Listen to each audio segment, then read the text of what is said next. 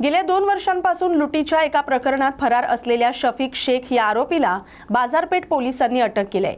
विशेष म्हणजे अटक केलेल्या शफीक शेखकडून पोलिसांनी एक देशी कट्टा आणि 2 जिवंत काडतुस हस्तगत केलेत। शफीक शेख हा कल्याण जवळील कोंगाव परिसरातील रहिवासी असल्याची माहिती समोर आली।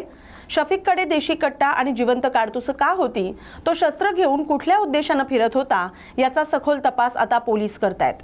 बाजारपेठ पोलीस ठाणे गुन्हा रजिस्टर क्रमांक 64/24 कलम 399 402 शस्त्र अधिनियम 425 या गुन्ह्यामधील पाहिजे आरोपी शफीक गफूर सय्यद हा पोलीस स्टेशनच्या हद्दीमध्ये येणार अशी गुप्त माहिती गुन्हे प्रकटीकरण पथकाचे प्रशांत आंधळे एपीआय यांना मिळाली होती। ती माहितीची शहानिशा करण्यासाठी वरिष्ठ पोलीस निरीक्षक श्री गौड बाजारपेठ पोलीस स्टेशन यांनी एपीआय आंधळे यांना आदेश केले होते।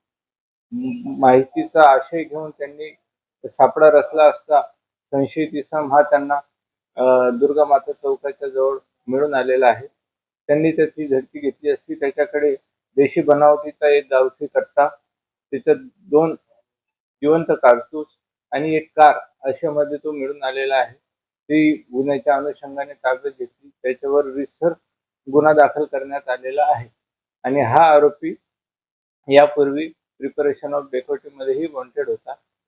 पोलीस स्टेशनच्या रेकॉर्डवरचा आरोपी आहे, त्याच्यावर यापूर्वीचे 3 ते 4 बॉडी ऑफेन्सचे गुन्हे दाखल। त्या आरोपीला मान्य न्यायालयात हजर केलेला आहे। पुढील तपास बाजारपेठ पोलीस। बुलढाणा शहरालगत असलेल्या ज्ञानगंगा अभयारण्यामध्ये विविध हिंस्र प्राणी वास्तव्यास आहेत। त्यामध्ये अस्वलाची संख्या अधिक असून 3 ते 4 वर्ष वयाचं एक भलं मोठं अस्वल मोताळा परिक्षेत्रांतर्गत येत असलेल्या तरोडा रायपूर शिवारातील एका विहिरीमध्ये पडल्याची माहिती वन विभागाला प्राप्त झाली। त्यावरून वन विभागाचे कर्मचारी आणि रेस्क्यू पथकाने तात्काळ घटनास्थळी भेट देत अथक परिश्रमानंतर अस्वलाला सुरक्षितरित्या रेस्क्यू केले। भंडारा जिल्ह्यातील प्रगतशील महिला शेतकरी म्हणून ओळखल्या जाणाऱ्या सरिता फुंडे यांनी पारंपरिक पिकांना फाटा देत यावेळी बाला सुंदरी या सफरचंदी बोरीची शेती केली। कमी कष्ट, कमी पाणी आणि अवघ्या वर्षभरात लाखोची उलाढाल यामुळे ही बोर शेती सध्या ग्रामीण भागात चर्चेचा विषय ठरली आहे। बाला सुंदरी ही बोरीची एक सुधारित जात असून ही दिसायला अगदी छोट्या सफरचंदासारखी दिसते। फळाचा रंग आकर्षक लाल गुलाबी असतो आणि चवीलाही अत्यंत गोड आणि रसाळ असतात। बाजारात या बोरांना मोठी मागणी असल्याने शेतकऱ्यांना चांगला भाव मिळतोय। या बोराला जिल्ह्यात मोठी मागणी असून छत्तीसगड राज्यातील रायपूरमध्ये मोठ्या प्रमाणात या बोरीची विक्री होते। 60 रुपये प्रति किलो दराने या बोरांना बाजारभाव मिळतोय। या महिलेला 1 एकर शेतीमध्ये बाला सुंदरी बोरीच्या उत्पादनावर 1.5 लाखांचा फायदा होणार असल्याचा अंदाज आहे। मी सरिता सुनील पुंडे, मुंडीपार, लाखनी तालुका। आम्ही गेली 15-20 वर्ष झाले शेतीमध्ये अनेक नवीन प्रयोग करतो। त्यात आम्ही बागायतीकडे जास्त आता वळलो आहे। बागायतीमध्ये आम्ही आणखी काही आंतरपिकं घेतो। 3 वर्षापूर्वी आम्ही काश्मीरी बोर लावली, त्याच्यात ही व्हरायटी आहे बाला सुंदरी। तर पहिल्या वर्षी आम्ही याचं पीक नाही घेतलं, आता 2 वर्ष झाले आम्ही याचं पीक घेतोय। यामध्ये आम्ही 2 वर्ष, पहिल्या वर्षी आम्ही टरबूज लावला, नंतर आम्ही ढेमस लावला आंतरपीक म्हणून। आणि यावर्षी आम्हाला म्हणजे चांगलं उत्पन्न येत आहे। स्थानिक आता इथे स्थानिक बाजारपेठेमध्ये पण आमचा ही बोर जाते। आम्हाला होलसेलमध्ये 55 ते 60 रुपये मिळतो आहे आणि रायपूरला आमचा माल जातो आहे आणि रोज आम्ही एक 150-200 किलो बोर काढतो। एक 1.5 लाखाचा यावर्षी आम्हाला फायदा होईल असं वाटतं एकंदरीत आणि चांगला रिस्पॉन्स आहे। गोड आहे बोर। इथे ॲपल बोरचं मोठ्या प्रमाणात उत्पादन घेतात, पण बाला सुंदरीचं कमी आहे। साईज थोडा छोटा आहे, पण खायला अत्यंत चविष्ट आहे आणि गोड आहे ही बोर। चोपडा पोलीस उपविभाग अंतर्गत येणाऱ्या सर्व पोलीस ठाण्यांना विना नंबर मोटरसायकल तसंच फॅन्सी नंबर प्लेट लावणाऱ्या वाहनधारकांवर कारवाई करण्याचे आदेश देण्यात आलेत। यानुसार चोपडा शहर पोलिसांनी छत्रपती शिवाजी महाराज चौकात ये जा करणाऱ्या वाहनांची तपासणी करत दंडात्मक कारवाई सुरू केली आहे। शहरात नंबर नसलेली तसंच फॅन्सी नंबर प्लेट लावलेली वाहनं आढळून आल्यानं संबंधित वाहनधारकांवर कारवाई करण्यात येते। त्यामुळे अशा वाहनधारकांचे धाबे दणाणलेत। त्याचबरोबर कर्कश आवाज करणारे हॉर्न तसंच सायलेन्सर वापरून शहर परिसरात ध्वनी प्रदूषण करणाऱ्यांवरही कठोर कारवाई करण्यात येणार असल्याची माहिती पोलीस उपविभागीय अधिकारी अण्णासाहेब घोलप यांनी दिली आहे। सर, चोपडा शहरात विना नंबरचे जे वाहन चालक आहेत त्यांच्यावर कारवाई सुरू आहे। या संदर्भात सविस्तर हल्ली बरेचसे जे मोटरसायकल स्वार आहे किंवा हल्लीची तरुण पिढी आहे ते नवीन बाईक विकत घेतल्यानंतर एकतर त्याच्यावर नंबर टाकत नाहीत, अशी कोरी प्लेट असते किंवा मग जी टाकलेली असते ती फॅन्सी असते। म्हणजे ज्या फॉर्मॅटमध्ये RTOनं प्रिस्क्राईब केलेला आहे त्या फॉर्मॅटमध्ये तो नंबर त्या गाडीवर नसतो। अशा वाहनाविरोधाची मोहीम आम्ही काल राबवली होती। प्रत्येक डिव्हिजनमधल्या पोलीस स्टेशनमध्ये ही राबवली गेलेली आहे। चोपडा शहरामध्ये विशेषतः 11 गाड्या मला बगर नंबर प्लेट असलेल्या नवीन गाड्या, परंतु त्याला नंबर न टाकलेल्या अशा मिळून आल्या। त्याच्यावर आम्ही मोटार व्हेकल ॲक्ट प्रमाणे दंडाची कारवाई केलेली आहे।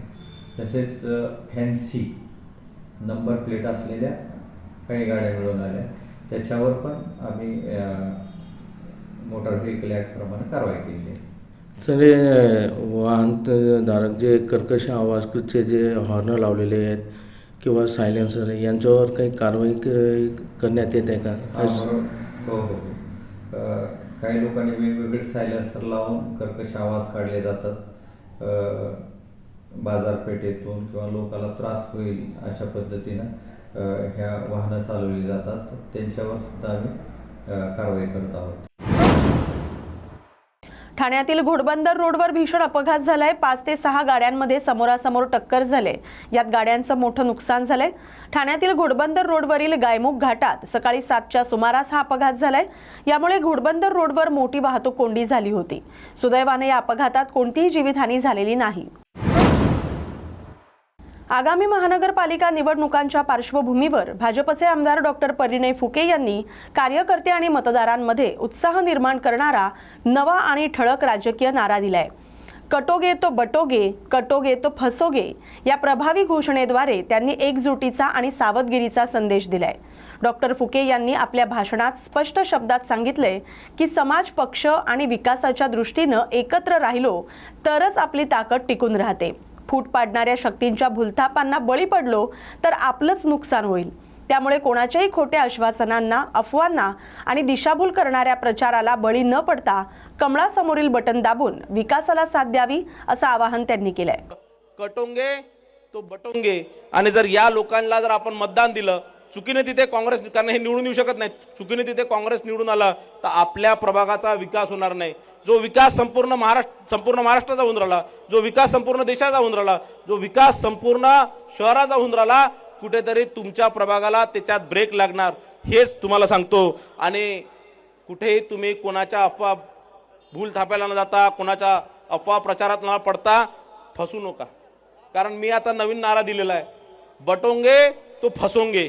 आणि म्हणून ना फसता, इकडे तिकडे न जाता, कमल हा माननीय मोदीजींचा कमल आहे, कमल हा माननीय नितीनजी गडकरी साहेबांचा कमल आहे, कमल हा माननीय फडणवीस साहेबांचा कमल आहे। आणि या सगळ्यांचे हात मजबूत करण्याकरता, आपल्या लाडकी बहिणीचा महिन्याचे पैसे चालू राहण्याकरता, या तिघांचे हात मजबूत करण्याकरता तिन्ही प्रभागामधले 4ही उमेदवाराला कमल पुढील बटन दाबून आपण प्रचंड बहुमताने विजय करा। धन्यवाद। जय हिंद, जय महाराष्ट्र।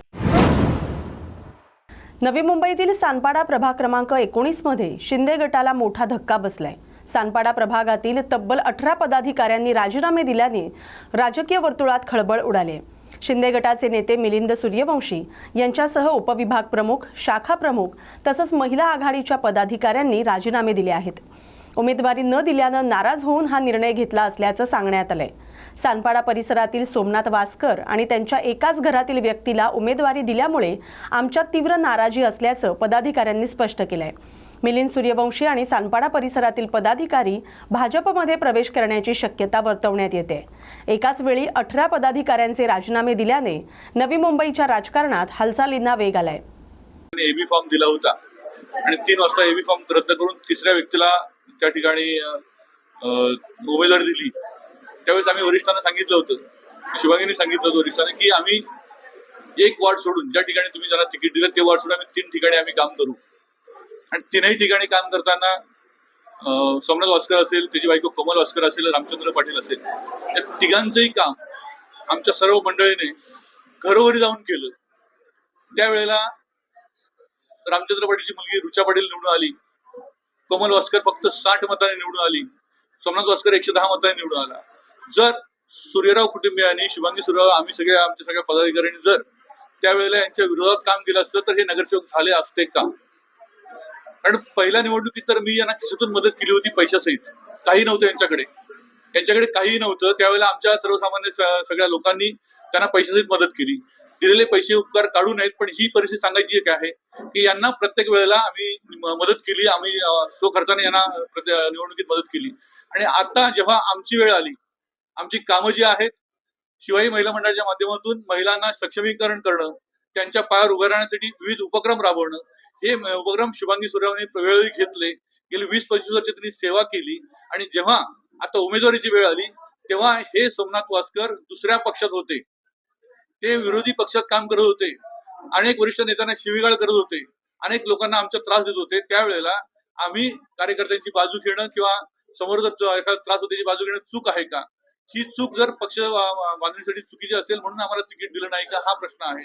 आणि वेळोवेळी माझी पत्नी नेहमी सांगायची की आम्हाला राजकारणात इंटरेस्ट नाही, आम्हाला समाजकारण करण्यात इंटरेस्ट आहे। वेळोवेळी आमचा अपमान करणं आणि एक राक्षसी महत्वाकांक्षी म्हणतात, ज्यांच्यावर उपकार केले त्यांनी उलटणं आणि स्वतःच्या घरात 3-3 उमेदवारी घेणं, एकीकडे घराणेशाहीचा विरोध करायचा आणि स्वतःच्या घरात मात्र 3-3 तिकीट घ्यायची।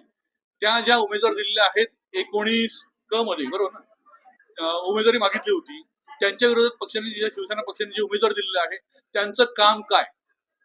या आमच्या सिडको वसाहतीमध्ये वास्कर कुटुंबियांनी काय काम केलंय, कुठली मदत केली, ही जनता जनार्दनाला विचारा। जी मदत आम्ही केली, जी मदत शुभांगी सूर्यरावांनी केली, त्यावेळेला हे कुठे होते? इतर म्हणजे 20-25 वर्ष लोकांची सेवा करणं जर पाप असेल, गुन्हा असेल, तर तो गुन्हा आम्ही केला असं म्हणायचं का? आमची उमेदवारी न करण्याचं कारण हे त्यांना विचारा ताई। आम्ही पक्षविरोधी काम करत नाही, आम्ही माणसाच्या विरोधात काम करतो आहे। ज्यांनी पक्षाला फसवलंय, स्वतःच्या घरात 3-3 उमेदवारी घेतल्या, यांचं काम जनता विचारणार आहे त्यांना। जेव्हा हा प्रचार शुभांगीचा चालू होता घरोघरी, आता लोक जाऊन विचारतात त्यांना, तुम्ही नक्की शुभांगी सूर्यराव यांचं नाव याच्यात दिसत नाहीये, त्या कुठे आहेत? त्यांना उलट उत्तर दिलं जातं, पक्षाने आम्हाला उमेदवारी दिली आणि त्यांनी उमेदवारी नकारली। उमेदवारी कोण नकारतं का दिल्यानंतर? हा आमचा प्रश्न आहे। मला एकच लोकांना आवाहन करायचं आहे की यांना, यांच्या फॅमिलीने असं कोणतं काम केलं, इतकं किती मोठी समाजसेवा केली की यांच्या घरात 3-3 उमेदवारी दिली गेली? आणि जनता जनाला आवाहन करतो आम्ही की कोणत्याही परिस्थितीमध्ये ही फॅमिली, ही 3ही उमेदवार घरी बसवले तर आम्ही समाजसेवा चालू ठेवू, अन्यथा आम्ही समाजसेवा बंद करू। कारण समाजसेवा करणं जर पाप असेल, गुन्हा असेल, तर तो गुन्हा आम्ही केला असेल तर आम्ही चूक झाली अशी मान्य करू। पण हे 3ही उमेदवार घरी बसवण्यासाठी मी सर्वांना आवाहन करतोय। आज मोठ्या संख्येने या ठिकाणी लोक उपस्थित आहेत। आम्हाला पक्षविरोधी म्हणण्यापेक्षा या माणसांच्या विरोधात आम्हाला काम करायचं आहे। यांनी आमच्या उमेदवारीसाठी टाळाटाळ केली। मिलिंद सूर्यरावला किंवा शुभांगी सूर्यरावला कशी उमेदवारी मिळते हे पाहू, बघून घेऊ, अशा प्रकारची भाषा पूर्वी चालू होती। परंतु आम्ही वरिष्ठांच्या, आमच्या पक्षप्रमुखांच्या लोकांच्यावर विश्वास ठेवला होता की आम्हाला वाटत होतं की राजकारण हे काम बघून केलं जातं, उमेदवारी ही त्यांचं मागचं काम बघून केली जाते, हे आम्हाला वाटत होतं। पण ते धांदात खोटं आहे असा अनुभव आम्हाला आलेला आहे। भिवंडी महानगरपालिका निवडणुकीच्या पार्श्वभूमीवर प्रभाग क्रमांक 20 मध्ये काँग्रेस पक्षाच्या वतीनं भव्य निवडणूक प्रचार रॅलीचं आयोजन करण्यात आलं होतं। या रॅलीत काँग्रेसचे कार्यकर्ते, पदाधिकारी तसंच स्थानिक नागरिक मोठ्या संख्येनं सहभागी झाले होते। त्यामुळे संपूर्ण प्रभागात उत्साह आणि जोशाचं वातावरण निर्माण झालं होतं। रॅली दरम्यान काँग्रेस नेते आणि उमेदवारांनी नागरिकांशी थेट संवाद साधत प्रभागातील प्रमुख समस्यांकडे लक्ष वेधलं। रस्त्याची दुरवस्था, पाणी टंचाई तसंच स्वच्छतेच्या प्रश्नांना प्राधान्य देऊन ते सोडवण्याचं आश्वासन देण्यात आलं। सत्ता मिळाल्यानंतर प्रभागाच्या सर्वांगीण विकासासाठी ठोस आणि प्रभावी पावलं उचलली जातील असं काँग्रेस नेत्यांनी स्पष्ट केलंय। यावेळी प्रभाग क्रमांक 20 मधून काँग्रेस पक्षाचे उमेदवार रेखा साठे, विकास पाटील, वैशाली म्हात्रे आणि जितेंद्र पाल उपस्थित होते। के माध्यम से बोलना चाहता हूँ कि ये जनता हमारे प्यार से आई है और ये जनता चाहती है कि बदलाव मांगता है, ये बदलाव होना ही मांगता है। ऐसा मैं जनता को और भिवंडी वासियों का आह्वान करता हूँ कि कांग्रेस पार्टी का ने महापौर भिवंडी शहर में बैठना मांगता है और विकास हो सकता है। कौन से मुद्दे लेके आप चुनावी रणनीति उतरे? हम लोग पानी, झाड़ू, आरोग्य और स्कूल कॉलेज, इसके लिए हम लोग। आप क्या कहना चाहेंगे?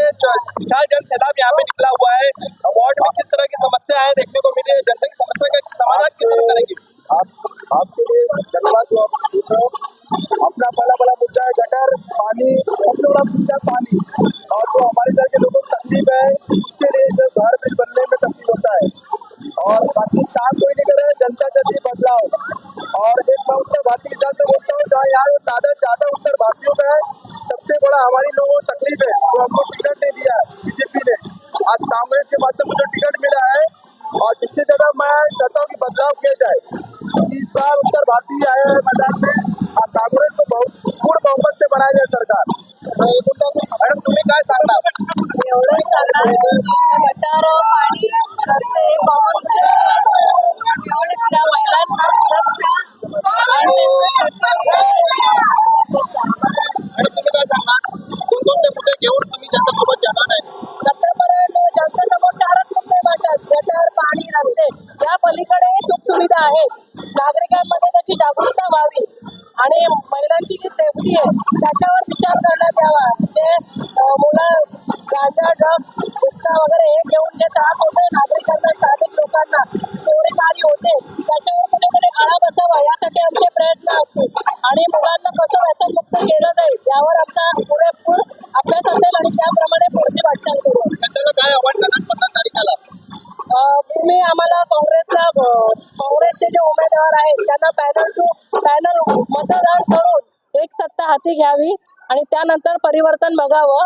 कारण की बदलाव होणं गरजेचं आहे. बदलाव नाहीये त्यामुळे आपल्या स्थानिक लोकांना भरपूर त्रास आहे. पण आता फक्त विषय एवढेच मांडले जातात, गटार, पाणी, रस्ता. अरे त्या पलीकडे पण विचार करा काहीतरी. हे मी जनतेला आव्हान करते की त्या पलीकडेही आहे आपलं जग. आपल्या लहान मुलांचे शिक्षण आहे, मुलींची सेफ्टी आहे. आज जे सार्वजनिक शौचालय आहेत तिथे साधं महिला स्वातंत्र्याने स्वतःहून जाऊ शकत नाही, अशी मारामारी झालेली आहे. त्याची जिम्मेदारी कोण घेईल? रात्री अपरात्री घटना घडतात, त्याची जिम्मेदारी कोण घेईल? याच्यात काहीतरी महिलांसाठी आतापर्यंत काय केलंय? महिलांनी खंबीर उभं राहावं, त्यांचं संरक्षण व्हावं, यासाठी काय आहे याचा विचार करावा. महिलांनी स्वतःसाठी विचार करावा, आपल्याला बदल काय हवा आहे आणि त्या हिशोबाने काँग्रेस पक्षाला मत द्यावं. आमच्या 4ही उमेदवारांना एक संघटित मत द्या, आम्ही नक्कीच चेंज करू आणि भिवंडीत महापौर काँग्रेसचाच बसला पाहिजे.